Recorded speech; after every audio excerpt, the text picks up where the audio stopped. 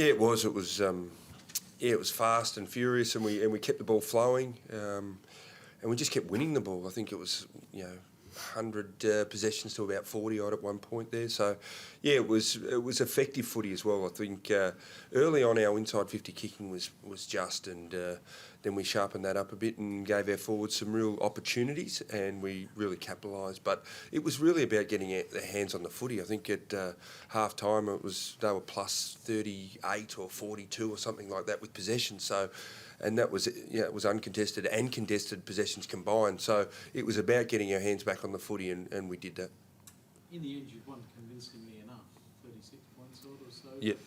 What were you thinking in the first quarter? You took 22 minutes, I think, to score a goal and 17 minutes to get a point. What was going through your mind? I think inside 50s they were in front, but I thought just we had our opportunities to score. Maybe the way they scored. Was a bit deflating, but I thought, just our ball use going inside was terrible. Out in the full, free kicks against, outmark, those types of things that, as a forward line we don't want to do. We want to create a contest or make the most of it, and that sort of let ourselves down a fair bit in that first quarter.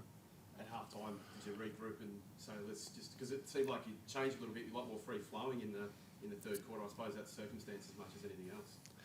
Yeah, I think sometimes the messaging, sometimes it's actually the same message, but, the players, some players have the ability to do things different, or, just the scenarios open up a little bit different and we take the advantage. So, sometimes opposition's pressure is pretty good and they don't allow you to do things in games, and I just thought our boys, made the most of that third quarter, and we got our hands on the ball at the start and really set the scene. Big win for you tonight. I mean, 3 games to go. Your destiny isn't completely in your own hands, but the sort of hope burns again, doesn't it? Yeah, it does. We won't stop trying to, to make the finals. Regardless if we can or can't, I think we need to make sure that we, from a respect point of view, we keep trying to win games of football and develop our players to, challenge them, with the things that we want from our football team. And, it's just really pleasing to get, more games into McGuinness and Bell and Casbolt, and they're sort of showing us that they can play at this level, which is really encouraging for whatever happens this year, but also for next year. So, really pleased with their development. With the circumstance, with the injuries and a suspension to Chris as well, that's been obviously the thing, those young guys coming through, and they perform well again tonight.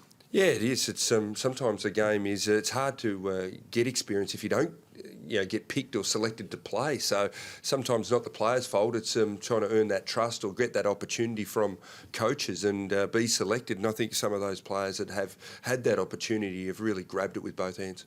Either some of those, just from your perspective as well, some of those younger guys, they just are stepping up to the plate now. They are a bit of experience, bit of giving them the roles to play. They really are stepping up, and look, their leadership of Mark Murphy in particular as well, since Chris has been out, has been exceptional, and the group's really just lifted in the last 4 weeks. I think we've won 3 out of 4 since his absence. So direction and leadership out there has really improved with the responsibility of other players having to step up. Just a question to you both. You play Essendon next week's crucial game. Obviously, subconsciously, you think back to round 4. Obviously go in with a fair amount of confidence for next week. It's I suppose when you look at the personnel, it'll be a lot different than that round, and who's playing where and what. We'll come and have a look at Essendon and North tomorrow here, but I think it's just going to be another one of the rivalry games that have always bring the best out of teams, and what better to have your finals aspirations on the line and playing for that. So, that'll be a full house, and that's what you play football for. Your back's to the wall and you have to perform. Just on Chris, he's a meticulous trainer and everything. What's his mindset been going into next week's game? He's worked exceptionally hard behind the scenes. He's done extra work and he's done a fair bit of combat physical training as well. So, the game point of view, he won't be short of a gallop. I think he'll be up to the speed, so he'll just come straight back in and go from there. Just saw Eddie Betts with ice on his calf there when he got subbed out. Yeah, he's fine. It was just a knock, and he's one player that has nearly done all of our training as well. So from a loads point of view, it's one that this last month we probably had to sort of look at how much he's done through pre-season. He went to Qatar in October. They're the things that start to jump into the equation as well, just to think it's a long year for some of these blokes, and maybe just when you could give him a spell here or a session off and those types of things is fairly critical. So, yeah, we just thought it would be wise, with just a knock on the calf, so he'll be right. What do you make of Ed Curno's game and just on Casbolt? Can you see glimpses of him being able to be that extra forward target and, take a bit of pressure off this week?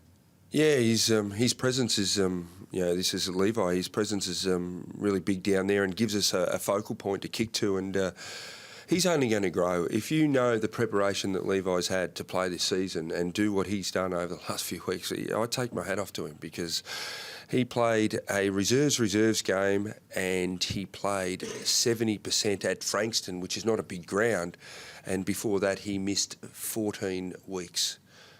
So he's done an amazing job, and that's from a knee injury. So he only ran really in the last, 4 to 6 weeks, and he's really picked the pace up, and he's done a fantastic job to do what he is doing at AFL level. Ed, did a great job on Black, kept him to 4 in the second half, kept Rich to 4 in the first quarter. So I think his performance, without winning a lot of the ball, I thought it was, from a team point of view, was fantastic. Thank you. Thank you. Thank you.